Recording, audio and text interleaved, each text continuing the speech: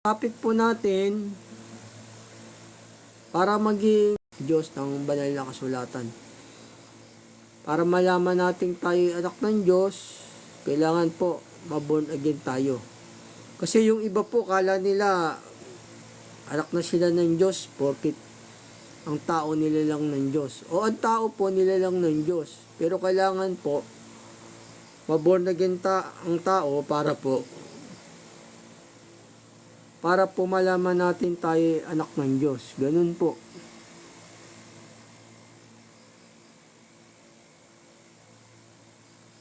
Para malaman natin tayo anak ng Diyos, kailangan po maborn again po tayo.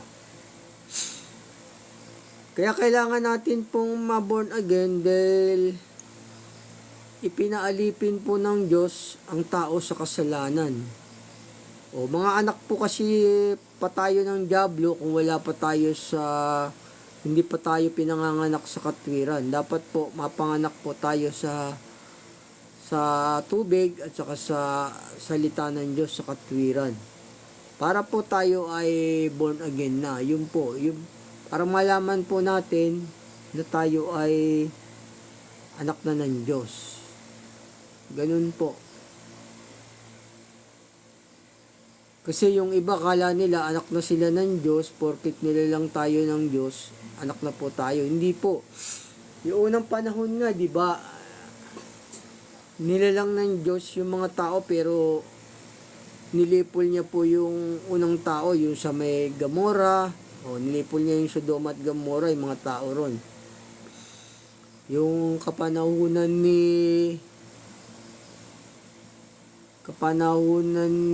Noe, nilipol niya rin yung mga tao doon. Yun po, hindi po porkit nilalang tayo ng Diyos, anak na tayo ng Diyos. Malalaman po natin tayo anak ng Diyos kung naborn again na po tayo, kung nabautismo na po tayo. Yung meron na po tayong sinusunod na aral ng Diyos, ayun po, born again na po tayo nun. Anak na po tayo ng Diyos kung meron po tayong sinusunod na utos. Ayun po, yung born again na totoo. Yun po natin malalaman na tayo ay born again na.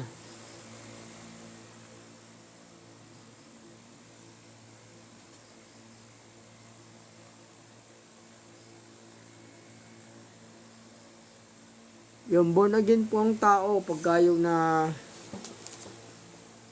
bautismohan na, anak na po siya ng Diyos nun. Ganun po, hindi porke nilalang tayo ng Diyos, anak na tayo ng Diyos. Anak na po tayo ng Diyos. Dalawa po kasi ang paraan ng Diyos para maging anak niya tayo. Dalawa ang kanyang dapat panganak tayong muli. Dalawa po ang kapanganakan ng tao.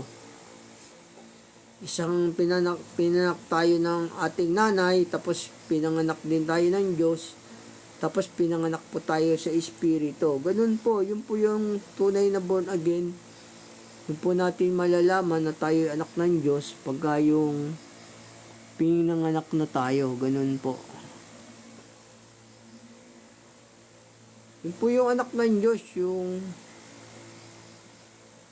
na-born again na may sinusunod pong utos. Ganun po.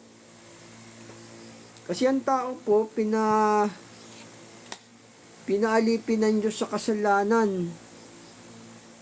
Nasa kabulukan pa yung mga tao, alipin pa ng... Ang tao po kasi, pagka yung wala pa sa Diyos, hindi pa siya pinanganganak ng muli, anak pa siya ng diablo, anak pa ng demonyo yung mga hindi pa pinanganganak ng muli. Katutubong anak pa ng diablo ay sa banal na kasulatan. Pagka hindi pa po tayo naboborn again. Kasi yung tao po, pinaalipin ng Diyos sa kasalanan. Pinakulong ng Diyos yung tao sa diablo. Ito, basahin ko po sa inyo rito sa Roma. Ang tao po kasi nasa pagkaalipin pa ng kabulukan. Para makatakas po tayo sa diablo, sa kabulukan, dapat na born again na tayo, sumusunod po tayo sa Diyos. Ganun po. Pinaalipin po kasi ng Diyos ang tao sa kasalanan, sa kabulukan. Ganun po. Ito, basahin ko po sa inyo rito, no? Kasi yung tao po, nakakulong po yan sa dyablo pagka hindi pa po siya na born again. Anak pa ng dyablo yung mga hindi pa natatawag sa ebanghelyo ng Panginoong Hesus, hindi pa sila na born again. Ganun po. Kailangan po born again tayo para malaman natin tayo po ay anak ng Diyos. Kasi iba, akala nila anak na sila ng Diyos eh. Porkit nila lang tayo ng Diyos, hindi po yun. Anak po tayo ng Diyos kung na-born again na tayo, tapos yung meron po tayong sinusunod na utos. Kasi po yung tao, pinakulong ng Diyos sa kasalanan, sa dyablo, para mapadama niya yung kanyang habag. Ganun po, kailangan ma-born again ng tao para anak na ng Diyos. Ito pa, basahin ko po sa inyo rito sa kasi pinakulong ng Diyos yung tao sa kasalanan, sa dyablo eh. Kaya may paraan ng Diyos para tayo makalaya sa dyablo, ganun po. Yung kanyang mga aral, tapos susunod, magpabautismo, yun, anak na po ng Diyos yun, yung sumusunod na po sa utos. Babasahin ko po sa inyo rito sa Roma 11:32. Sapagkat ang lahat ay kinulong ng Diyos sa kasuwayan, upang siya'y mahabag sa lahat. O yun o, nakakulong pa yung tao sa kasalanan eh, kaya nakakulong pa sa dyablo. Kaya para makalaya tayo po sa dyablo, may paraan po ang Diyos. Kailangan sumunod po tayo sa utos o magpabautismo para born again na tayo. Yun po yung anak ng Diyos, yung may sinusunod ng utos na born again na. Ito, basahin ko po rito sa inyo sa Roma 8:19. Kasi ang tao po, nasa paalipin pa ng kasalanan, nasa dyablo pa hanggat hindi pa siya natatawag sa ebanghelyo kung yung wala pa sa Panginoong Hesus. Nasa pagkaalipin pa siya ng kasalanan sa kabulukan. Ganun.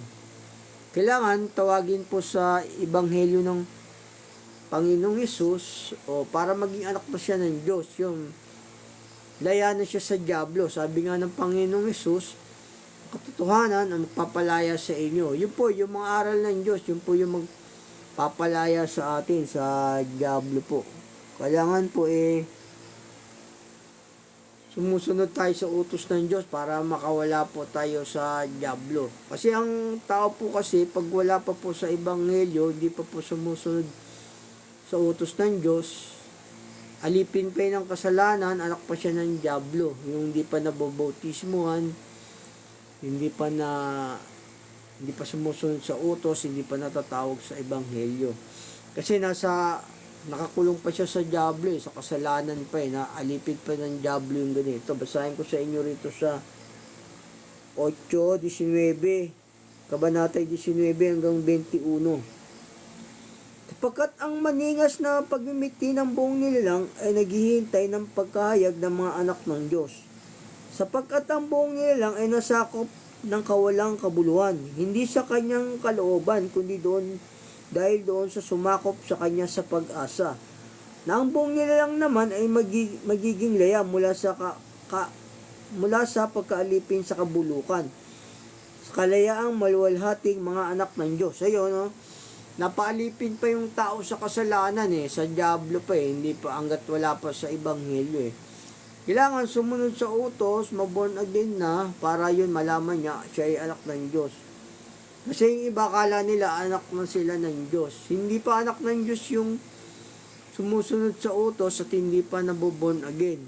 Dalawa po kasi ang kapanganakan natin. Yung pinanak tayo ng ina natin, saka yung pinanganak po tayo ng Diyos, ng Espiritu, ng kanyang kalooban. Ito, basahin ko sa inyo rito sa kasi alipin pa yun ng dyablo yung mga anak pa ng dyablo yung wala pa sa ebanghelyo, yung hindi pa sumusunod sa utos ng Panginoong Hesus. Ito po, basahin ko rito sa inyo sa Roma.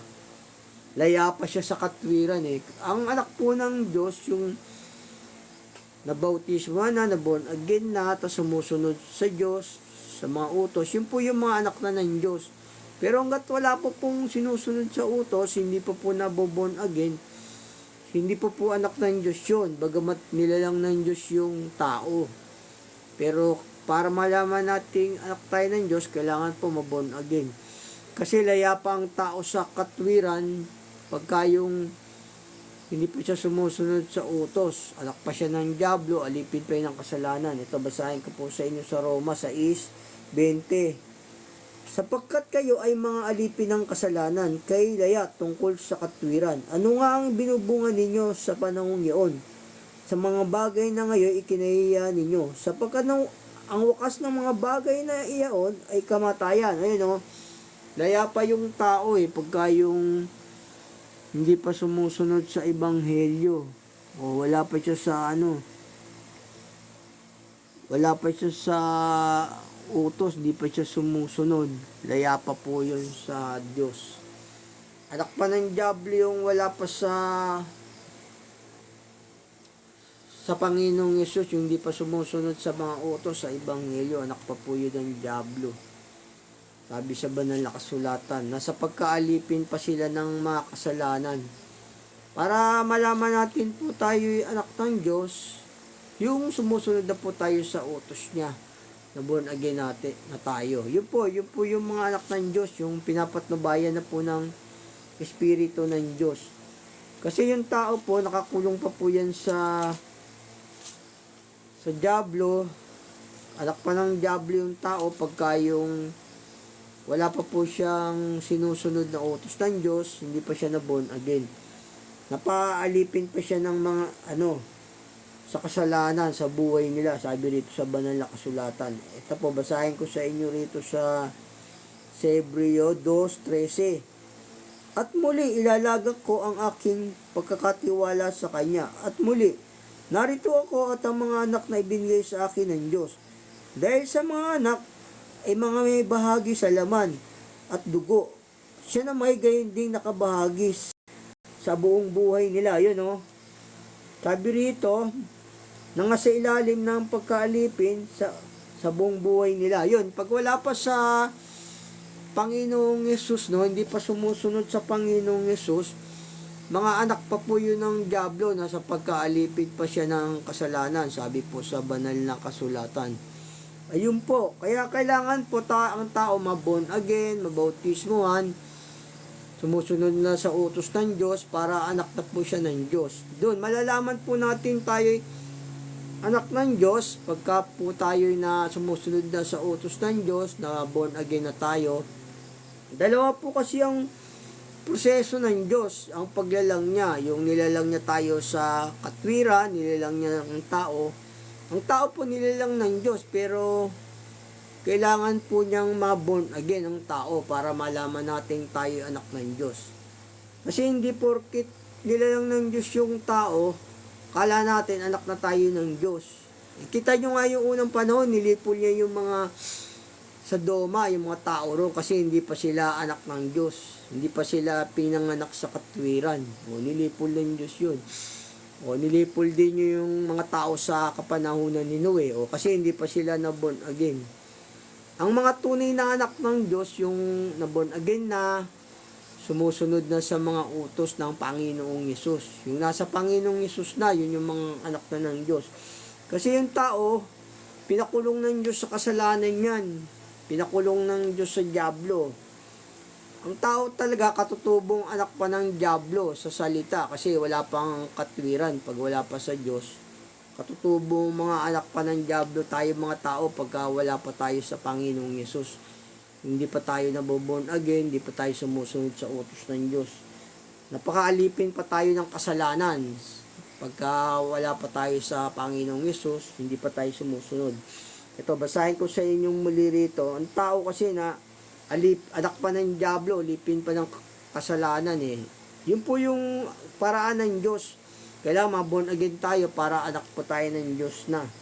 Yung sumusunod tayo. Malaman natin na tayo anak ng Diyos, yung sinusunod na po natin yung kanyang utos.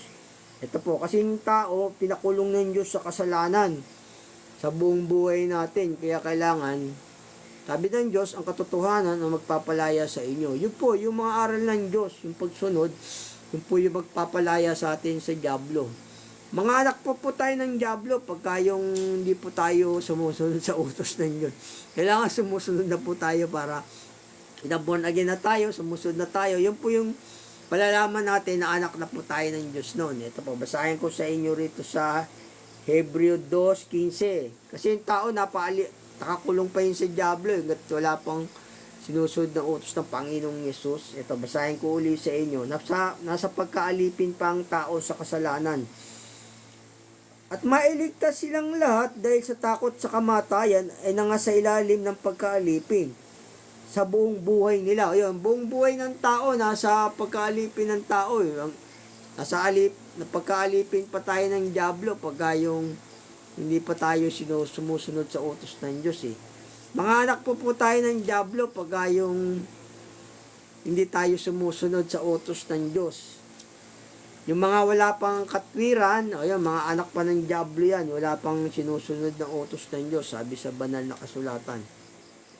Basahin ko sa inyo muli rito, yung hindi po nakapakinig, kasi yung iba naka-online na. Kasi pagka yung tao kasi,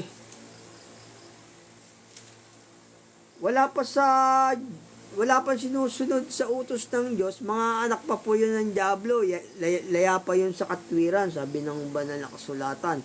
Ang wakas nun, kamatayan. Kailangan, maborn again tayo, mabautismon tayo, ganun. Dalawa po kasi ang paglalang ng Diyos, yung nilalang tayo sa katwiran, sa kabanalan ng katotohanan. Ayun po, ito, kita nyo to, pagka yung wala pa kasi tayong sinusunod sa utos ng Diyos, hindi pa tayo na born again, hindi pa po tayo anak ng Diyos doon. Anak tayo ng Diyos pagka may sinusunod na tayong utos o na-baptize na tayo, na born again na tayo. Yun po yung malalaman na natin na anak na tayo ng Diyos. Kasi yung iba, kala nila anak na sila ng Diyos eh, porkit nilang ng tao yung Diyos. Hindi po. Ang anak na ng Diyos, yung may sinusunod ng utos. Ganun po. Ito po, basahin ko sa inyo. Kasi pagkalaya pa yung tao sa Panginoong Jesus, hindi pa sumusunod sa Ebanghelyo, anak pa po yun ng dyablo. Ganun yung aral po ng banal na kasulatan eh. Pagka wala pang sinusunod sa utos ng Diyos, katutubong mga anak pa ng dyablo po yung mga tao nun. Ganun po. Ito, basahin ko sa inyo. Alipin pa ng kasalanan. Dito, basahin ko po sa inyo rito sa 6:20 ng Roma hanggang 21. Sapagkat nang kayo ay mga alipin ng kasalanan, kayo laya tungkol sa katwiran. Ano nga ang binubungan ninyo sa panahon niyon sa mga bagay na ngayon kinahiya ninyo? Sapagkat ang wakas ng mga bagay na iyon ay kamatayan. Kita nyo, kung wala pang sinusunod na katwiran, ang wakas kamatayan, mga atak pa po ng dyablo yun, yung wala pa po sa hindi pa po tinatawag sa Ebanghelyo ng Panginoong Hesus, hindi pa po sumusunod sa utos ng Diyos, mga anak pa po yun ng dyablo, katutubong mga anak ng kagalitan, sabi sa banal na kasulatan. Ito, basahin ko sa inyo rito sa Efeso 2:1-3. Katutubong anak pa ng demonyo yung mga kasi yun ang paraan ng Diyos eh. Para makatakas tayo sa dyablo, kailangan sumunod tayo sa utos ng Diyos. Ayun po yung sabi ng Panginoong Yesus. Sabi nga, ang katotohanan ang magpapalaya sa inyo. Ang tao nagkakasala ay alipin ng kasalanan. Ang alipin ay hindi kabilang sa sambayan. Ngunit ang anak ay kabilang. Sinasabi ko sa inyo ito, ang katotohanan ang magpapalaya sa inyo. Yun, yung pang-aaral po ng Diyos, magpapalaya sa atin sa dyablo. Yung mga katotohanan, mga salita niya. Kailangan sumusunod tayo. Kasi ang tao kasi, pagka wala pa po sa Diyos, mga patay pa yan. Asa ka Diyos, patay pa yan, mga anak pa ng dyablo. Yung, dito nalalalang ng dyablo yung patay pa yan, mga anak pa ng dyablo. Yung, dito nalalalang ng dyablo yung pa yan. Asa ka Diyos, patay pa yan, mga anak pa ng dyablo. Yung, dito nalalalang ng dyablo